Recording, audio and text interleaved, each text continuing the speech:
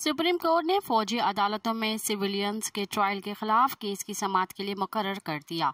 Justice Ejazul Ehsan की सरबराही में कायम 5 रुकनी लॉर्ड जज बेंच 23 अक्टूबर को 11:30 बजे समाअत करेगा। बेंच में justice Munib Akhtar, justice Rehiya Afridi, justice Mujahir Naqvi और जस्टिस आयशा मलक शामिल हैं। अदालत ने फरीकैन को नोटिस जारी कर दिए।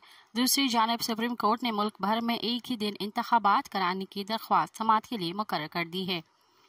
चीफ जस्टिस पाकिस्तान जस्टिस काजी फाइज ईसा की सरबराही में 3 रुकनी बेंच 24 अक्टूबर को समाअत करेगा। मज़ीद ख़बरन ऐं तफ़सीलात लाइ विज़िट कयो असांजी वेबसाइट www.awamiNewsHD.com ऐं ॾिसंदा रहो अवामी न्यूज़ HD।